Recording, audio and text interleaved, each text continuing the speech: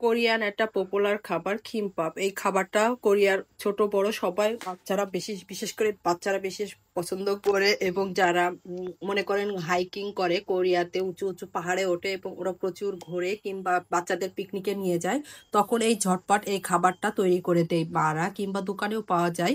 তো সেই এরকমই একটা খাবার আমার বাচ্চারও খুব পছন্দ, তো সেটাই আপনাদের সাথে শেয়ার করবো। হ্যালো এভরিওয়ান, আসসালামু আলাইকুম। যে যেখানে আছেন সবাই ভালো আছেন আলহামদুলিল্লাহ। এই খাবারটা হয়তো বা অনেকেই চিনেন, অনেকেই চেনেন না। তো আমি যেভাবে তৈরি করি সেটাই আর কি চেষ্টা করছি আপনাদের সামনে তুলে ধরার জন্য। এই খাবারটা রান্না করতে আপনাকে স্টিকি রাইস লাগবে।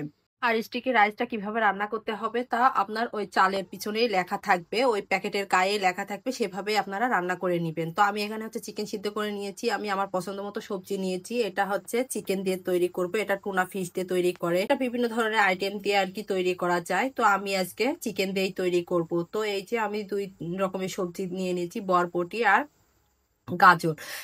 চিকেনটাকে সিদ্ধ করে নিয়েছি, তারপরে এটা হচ্ছে বাটারে একটু ভাজি করে নিব, আর ওইগুলো ভাজি করে নিব। এই খাবারটা খুবই পছন্দ, আমরা যখন ঘুরতে যেতাম তখন কিন্তু এই খাবারটাই খেতাম। সেটা হচ্ছে চিকেন তো আর খেতে পারতাম না হালালের জন্য, তো হচ্ছে আমরা হচ্ছে খেতাম হচ্ছে টুনাটা খুবই পছন্দ ছিল, এবং আমরা যখনই ঘুরতে বের হইতাম তখনই আমার বাচ্চারাও এটা কিনে দিত, আমরাও খেতাম।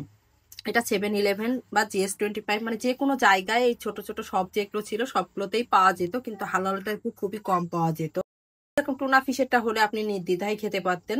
তো এখন আমার বাচ্চা বায়না ধরছে যে তার এই খাবারটা খেতে হবে তার 2 দিন পর পর। তো আর এটা হচ্ছে শৈবলটা হচ্ছে আমি আগুনে একটু সেক দিয়ে নিচ্ছি, যাতে এভাবে নেই, আবার এমনিতেও নিতে পারেন। আর এরই ভিতরে হচ্ছে মেয়োনিজ, বাসায় হোমমেড তৈরি করা মেয়োনিজ দিয়েছি, আর একটু টক দই দিয়েছি, এখানে একটু চিনিও ব্যবহার করতে পারেন আপনারা চাইলে, আর একটু চিলি সস আর টমেটো কেচাপ, আর সেসমি অয়েল মানে যে তিলের যে বীজ পাওয়া যায় সাদা কালো, সেটা দিয়েছি, একটু তেল ব্যবহার করেছি, দিয়ে এটা খুব সুন্দর করে মাখিয়ে নিব। এটা হয়েছে আমার পুরটা রেডি হয়ে গিয়েছে।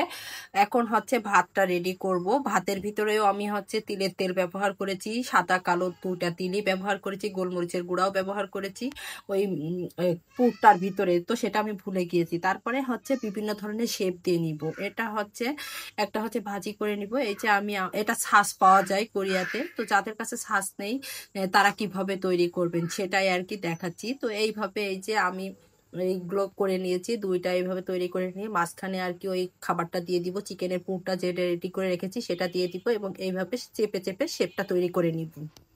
এই খাবারটা খেতে কিন্তু অনেক সুস্বাদু এবং অনেক টেস্টি। আমার বাচ্চা কিন্তু খুব ইমোশনাল হয়ে যাচ্ছিল, কারণ আমরা কোরিয়া থেকে আসছি অনেক দিন হলো। তো আমি চেষ্টা করি এই খাবারগুলো তার মাঝে মাঝে তৈরি করে দেওয়ার জন্য, এবং আমারও খুব পছন্দ হয়।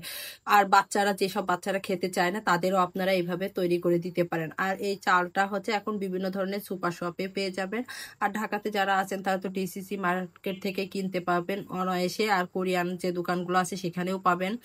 এখন ঢাকাতে অনেকগুলো কোরিয়ান দোকান হয়েছে, সেখানেও আপনারা খুঁজে পাবেন এটা। তো এই চালটার জন্য খাবারটা হেলদি এবং খুবই স্বাস্থ্যসম্মত। এটা আপনারা বাচ্চাদের টিফিনে বলেন কিংবা এমনিতে বিকালের নাস্তায় সব কিছুতে এটা বানিয়ে দিতে পারেন। তো আমি যেভাবে তৈরি করছি আপনারা সেভাবে ট্রাই করে দেখবেন, এটা অনেক মজা।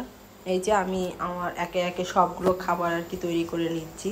তো আমার তো ছোট বাচ্চাটাও খুব মজা করে খেয়েছে, এবং সে খুব। আর এর ভিতরে যে হচ্ছে শৈবলের যে শীতটা পাওয়া যায়, যে শৈবল যেটা পাওয়া যায় এটা হচ্ছে ক্ষীম। কোরিয়াতে একটা মিশ্রণ পাওয়া যায়, সেই মিশ্রণটা এখানে ব্যবহার করে, কিংবা ক্ষীমও ক্রাশ করে এর ভিতরে দিতে পারেন। তারপরে এই যে আমি এই যে শীতটা কেসিতে কেটে নিয়েছি, নিয়ে একটু ডিজাইন করার চেষ্টা করলাম। এখানে বিভিন্ন ধরনের ডিজাইনে করে থাকে, যাতে বাচ্চারা আকর্ষণ করার জন্য, মনোযোগ আকর্ষণ করার জন্য, যাতে তারা একটু খায়। আর ভাতগুলো আমি হচ্ছে 2টা ভাত আমি হচ্ছে বাটার দিয়ে ভেজে নিয়েছি। এটা বিভিন্ন মানে যে যেভাবে খেয়ে পারেন সেভাবেই আর কি তৈরি করে। তো আমি উপরে একটু নিয়ে নিয়েছি, টমেটো কেচাপ দিয়েছি, চাইলে চিলি সসও দিতে পারেন। এই যে পরিবেশন করেছি, আপনারা জানাবেন কেমন হয়েছে। আর যদি কেউ রেসিপি তৈরি করে থাকেন তাহলে অবশ্যই আমাকে জানাবেন কেমন হয়েছে। ভালো থাকবেন, আমার পরিবারের জন্য দোয়া করবেন। আল্লাহ হাফেজ। নেক্সট কোনো ভিডিওতে দেখা হবে।